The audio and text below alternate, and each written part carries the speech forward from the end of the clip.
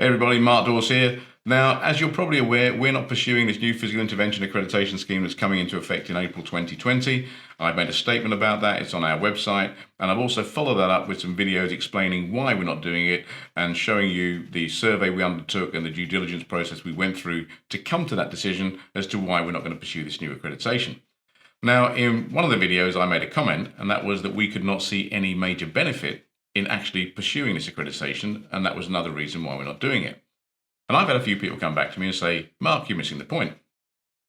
If you want to continue to deliver physical intervention training to an NHS trust in England, particularly one that has a mental health unit, you have to have the accreditation, and this is the reason. It's because NHS England have made it a condition of contract that you have to have the accreditation if you want to deliver or continue to deliver physical intervention training to an NHS trust. So, the question for us as a business, and the thing we have to consider is, do we want to lose contracts? Do we want to lose business, i.e. the loss of income generation, or not? But the bigger question for us is, are we willing to put profit over safety? Now, the reason I'm doing this video is I was watching the news, and you may be aware of the fact right now that Boeing are being hauled over the coals.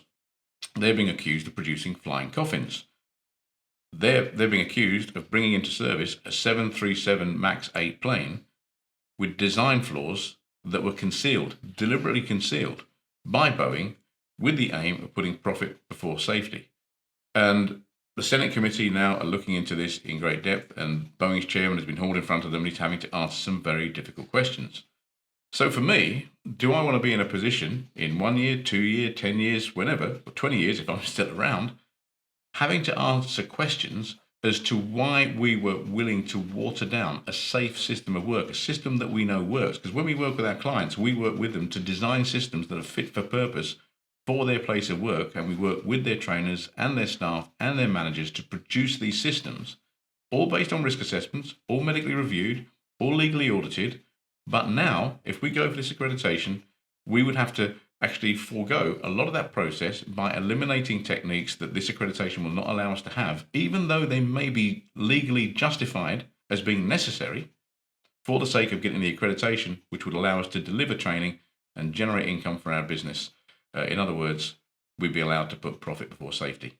That's why I'm not doing it. Now, you've seen all the other videos I've put out there. I'll be interested in your comments on this, but that's our position on it, and I do not want to be in a position that this Boeing chairman is in, and he quite rightly should be in this position, by the way. I think he should be hauled over the coals for this. You know, we've had Breneston, we've had Winterbourne View, we've had other investigations and panorama documentaries about staff, abusing patients, and physical intervention was brought into that argument there, in some cases wrongly so, because it wasn't physical intervention, it was just pure abuse. But there's a reason, why, again, we're not pursuing this. So the benefit, just to clarify everything, there is a benefit in getting the new PI accreditation, and that is, once again, you will be allowed to deliver physical intervention training to an NHS trust in England that has a mental health unit, because NHS England made that a condition of contract. For us, we'd rather not have the contract. I'm not going to put profit before safety. Thanks ever so much for listening. I'll be interested in your comments. Please leave some below, and if you think this will help anyone, feel free, share it far and wide.